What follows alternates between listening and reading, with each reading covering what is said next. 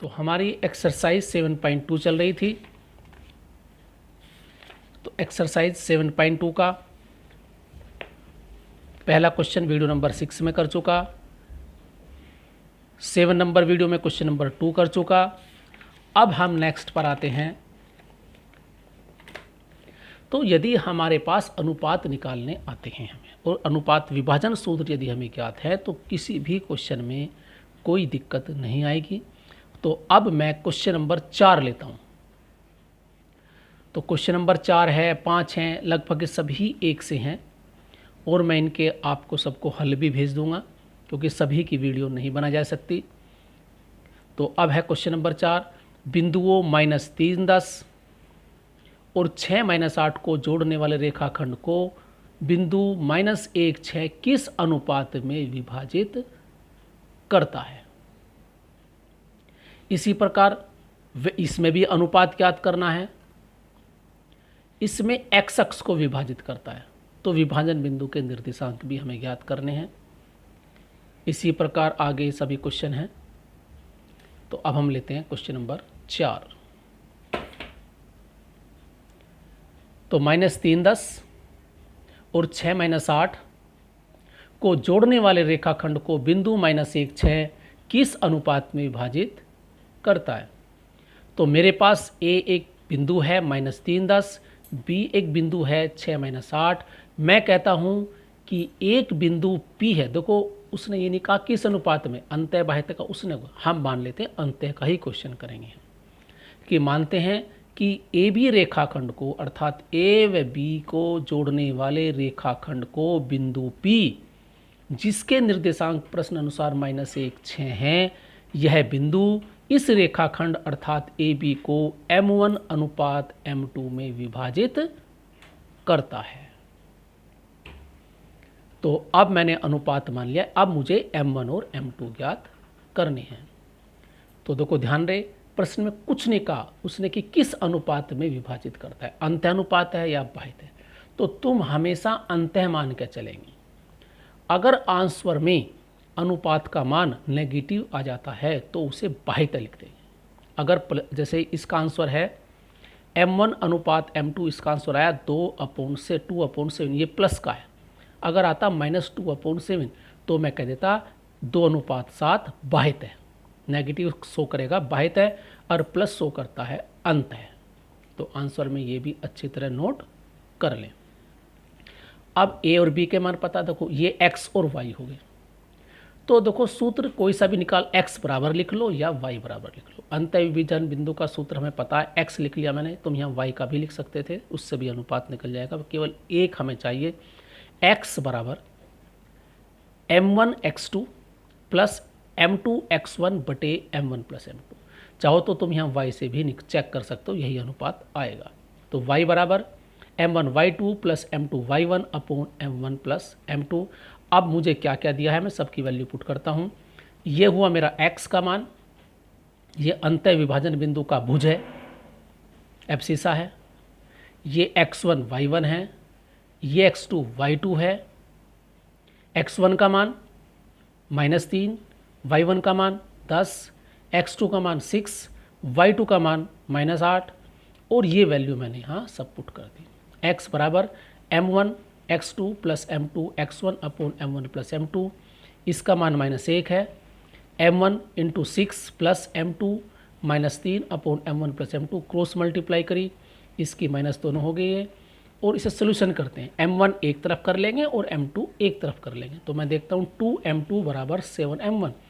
तो मैंने m1 नीचे m2 इधर ले गया और 7 इधर ले गया। तो m1 अपॉन m2 बराबर आ गया 2/7।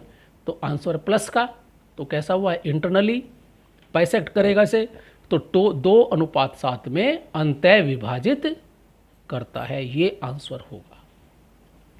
तो हमारे पास ये जो बिंदु है, इन बिंदुओं के इन रेखाखंड को मिलाने वाले को 2:1 में अंतः विभाजित करता है। कैसा विभाजन है, अंतः। तो ये हुआ हमारा क्वेश्चन नंबर 4। अब हम करते हैं इसका क्वेश्चन नंबर 6। क्वेश्चन नंबर 6 में क्या है, हमारे पास यदि बिंदु 1 2 4y x6 तथा 3 5 इसी क्रम में, जो इस क्रम में लिखे हुए हैं, लेने पर एक समांतर चतुर्भुज के शीर्ष हो तो एक्स वाई के मान ज्ञात कीजिए। हमें 4 बिंदु दिए हैं उसने, ए के निर्देशांक, बी के, ध्यान रहे क्रम, कम मतलब क्रम ऐसा होना चाहिए साइक्लिक ऑर्डर में, या तो ऐसे स्टार्ट करो या ऐसे स्टार्ट करो। ए बी सी डी सबकी वैल्यू लिख ली मैंने। मान लो ए 1 2 है, बी 1 4 वाई है, सी x 6 है और 3,5 हमारा डी है। तो प्रश्न में कहा है ये एक समांतर चतुर्भुज के शीर्ष हैं, अर्थात ये जो तुम्हारे पास 4 बिंदु हैं एक पैरेललोग्राम बनाते हैं, एक समांतर चतुर्भुज बनाते हैं और एक्स वाई के मान ज्ञात करने हैं। देखो हम जानते हैं समांतर चतुर्भुज के विकर्ण परस्पर समद्विभाजित करते हैं, अर्थात P जो बिंदु है वो AC का भी मध्य बिंदु है और BD का भी मध्य बिंदु है। अब मैं तुम्हें सिखाता हूं मध्य बिंदु के निर्देशांक कैसे निकाले जाते हैं। एक वीडियो नंबर उसके सूत्र मैंने लिखा हुआ है, तो मैं निकालता हूं मध्य बिंदु के निर्देशांक। 7 ये वीडियो नंबर 7 का था पार्ट, रह गया। ए के निर्देशांक पता है, बी के निर्देशांक पता है, ए के निर्देशांक x1 y1 है, बी के निर्देशांक x2 y2 है, डी इसका मिड पॉइंट है, इसके कोऑर्डिनेट मुझे ज्ञात करने हैं। तो बहुत आसान है।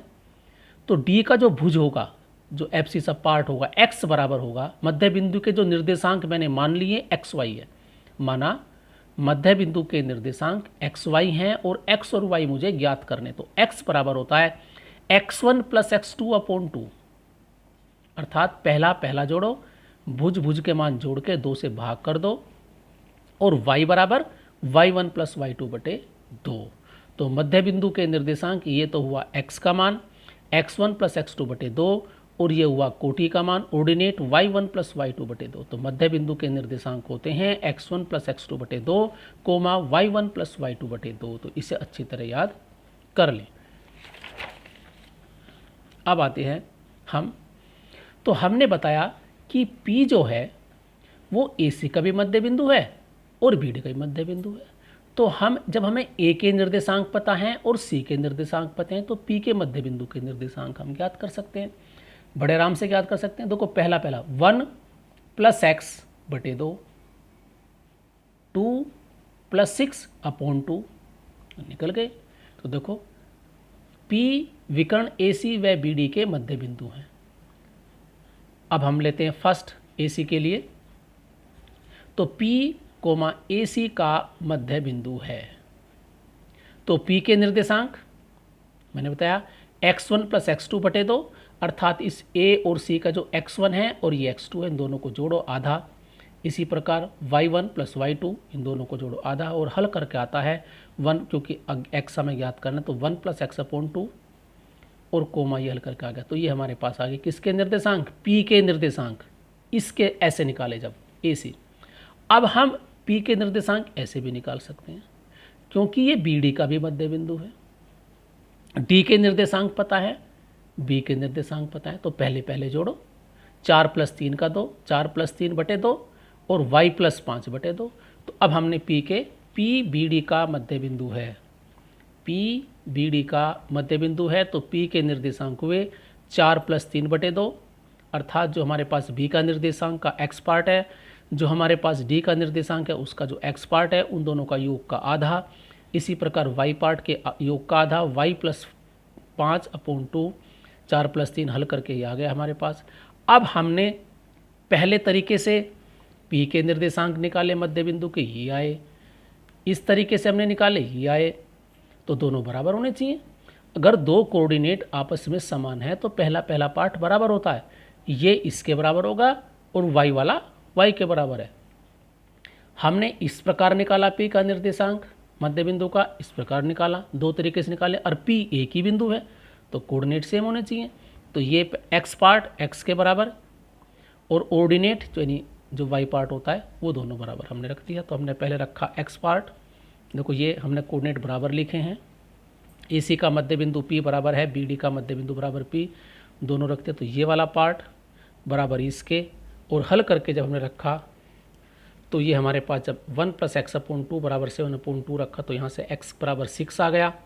फिर हमने रखा 4 बराबर y + 5/2, ये 4 है, और इसे हल करा और हल करके आया y बराबर 3।